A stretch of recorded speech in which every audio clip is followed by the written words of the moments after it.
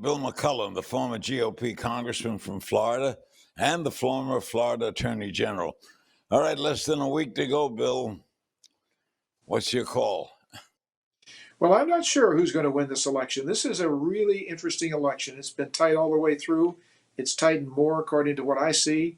As you know, I chair the Republican State Leadership Committee nationally, which focuses on state legislative control and legislative races, lieutenant governors and the like. But we see all the internal polling data of these states. And Pennsylvania, North Carolina, the ones that are the battleground states for the president, of course, are our battleground states. And we begin to have a little more optimism about some of them recently. And in Florida, I think Florida's going to go Trump. I really do. But people are saying, well, there's a chance Biden wins Georgia, and there is, or Texas, there is.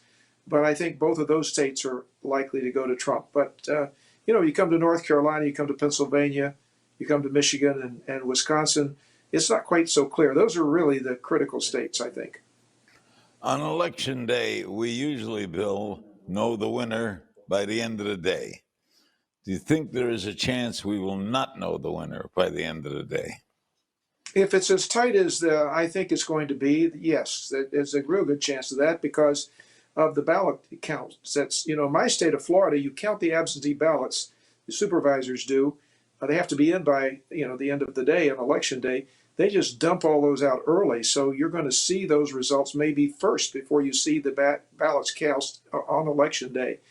But in some states, many states now, they don't start counting them until after election day. And they have a little longer period in some of the states that are critical to this.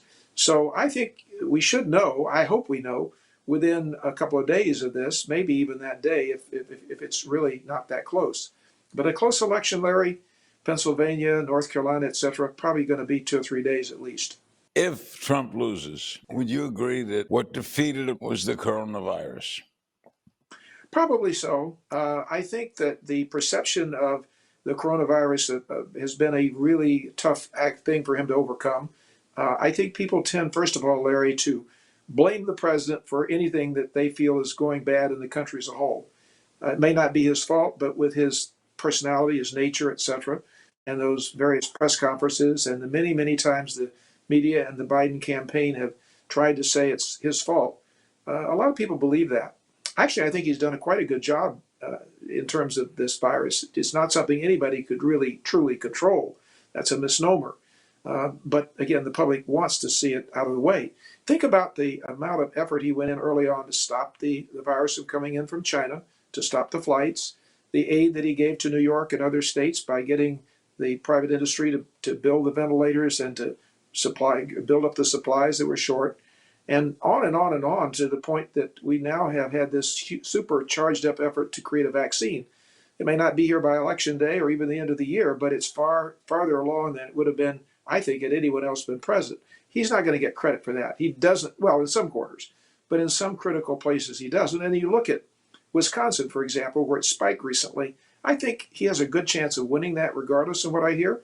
But I don't doubt for a minute that some senior citizens in particular and some others that are scared by the virus now that didn't have the spike earlier in the year are going to vote against the president just on that basis. So this election is more for or against Trump than it is for Biden.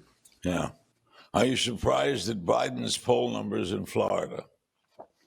No, I'm not. This state is kind of mixed all the way through. It depends on whose polls you're looking at. But I think again, Trump wins here. We're talking a 2 or 3 point margin. It's pretty traditional.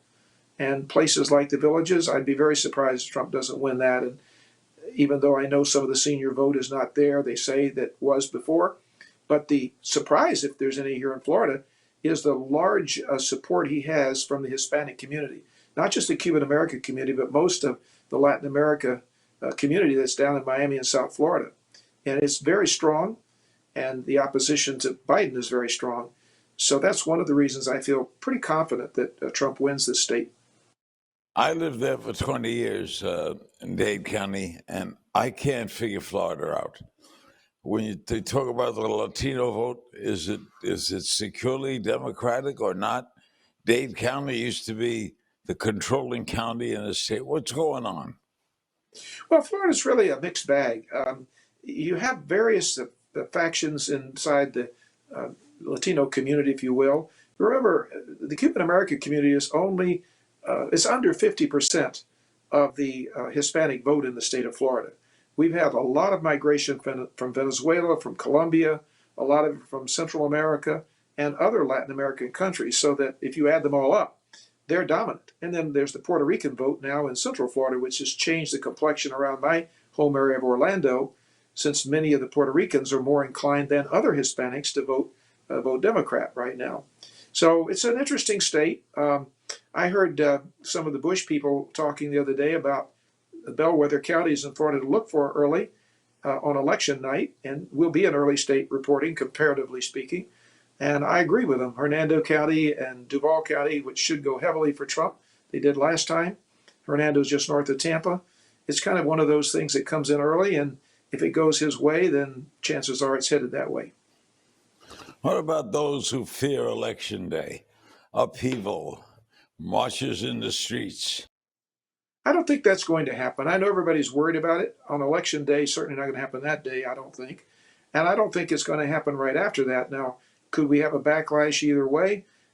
I can't see that happening if Biden wins, because I think that most of the Trump supporters, while they'll grouse about it, they'll be unhappy about it, they'll be really worried about what happens, because some of his policies are quite far to the left and viewed as quite radical.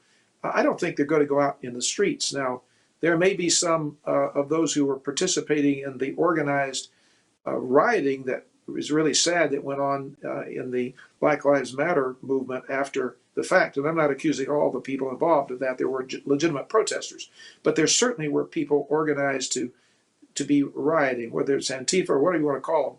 They were there for that reason in some of our key cities. I wouldn't be surprised to see them back not long after the election, but I would be surprised if they were out election night. That would surprise me. As a veteran of all of this, how do you rate the Biden campaign? How to rate the Biden campaign?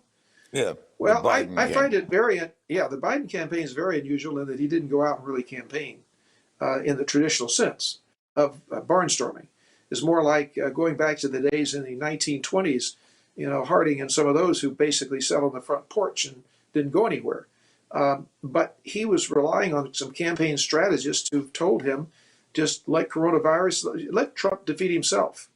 And I think actually in the last week or two, that could have been a backfire on them, because I think President Trump has done much better in the last couple of weeks. I think he did very well in the last debate. I think some of the things he's done in the last few days have been important. What I really am appalled with, Larry, is the absence of the media attention at all to the laptop of his son Hunter Biden and all those emails that are on it. Now I realize that everybody's yelling politics and so forth, but I am convinced this is not anything to do with Russian disinformation. And what's appalling is nobody asked him about it. And also even more appalling is what they had hearings on here recently with regard to Facebook and Twitter and their decision to basically censor stuff, not let the New York Post piece even go out. I mean, I'm worried about post-election. Don't worry about this election. Worry about post-election. Where are we headed as a nation with the intolerance that seems to be out there and the desire of such a high percentage of your old profession to come in and say, no, we're not going to even ask these tough questions, even on our own interviews, not talking about the debate. There are questions that ought to be asked, and they are legitimate questions. So that troubles me a lot. Not so much, I like personally Joe Biden. You probably know I've known him a long time, but there's something here. Where there's smoke, there's fire. There is really something here in this case, I believe. Is there something you fear in a Biden first term? I don't know about fear is the right word. It's something I'm concerned about. I'm concerned that they really will, with Chuck Schumer and that crew, Nancy Pelosi, they have control of both the Senate and the presidency, after he has his commission and all, that they will try to pack the Supreme Court to change the numbers and so forth. I am concerned that, let's say the Supreme Court threw out Obamacare. Everybody says they won't do it, and maybe they won't. But let's say they did. Well, they're just going to come back in and probably enact a more universal care type of plan. It'll be a program, I predict, if he's elected with the Senate in the Democrat hands, of the first 90 to 180 days, that you'll see a lot of stuff go through, and it's sort of like some of these other bills you and I have seen over the years.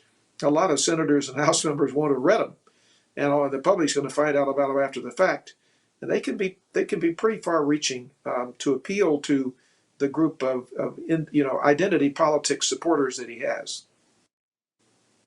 Could we safely say this was the campaign of the coronavirus? I think publicly, yes. I think that has been the dominant thing. But I do also believe the economy is a factor. The economy went down in part because of coronavirus. A lot of people, however, are aware of the strong activity that was going on in our economy that Trump stimulated with his tax cuts and other things, his regulatory cuts last year and year before. So I am not sure I want to completely label it altogether that right now. I think there's also going to be a historical thing about this election. Historical in the sense of, remember the book Arthur Schlesinger wrote, Disuniting of America, back in 1991? Yeah, and I think that's so prophetic. I'm really worried. You're seeing more writing about it, but I've been worried about this. I've been talking about this for a good year or so. That, back in the 90s when I read that, I don't know. I served on the immigration subcommittee. I believed in assimilation. I believed in desegregation, integration. We're going back in the wrong direction right now. We're headed back to a segregated society.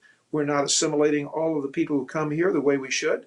And we don't seem to be behind the ideal, and American young people don't understand our history and aren't enthusiastic about supporting the ideals that our country was founded on. I don't have any problem criticizing founding fathers. I have a lot of problem with just throwing them overboard or saying we are not a unique nation. We are a unique nation in history. If it weren't for America, there wouldn't be individual liberty and freedom, and we wouldn't have that hope out there to other countries. So I'm really worried about where we're headed, not just in this election, but what I'm seeing that this election has brought forward that has been already there in academia, but it's really, really out there among a lot of young people who just don't understand, don't know better. Bill, always great talking to you. Have a good election day. Thank you. You do too. Good luck.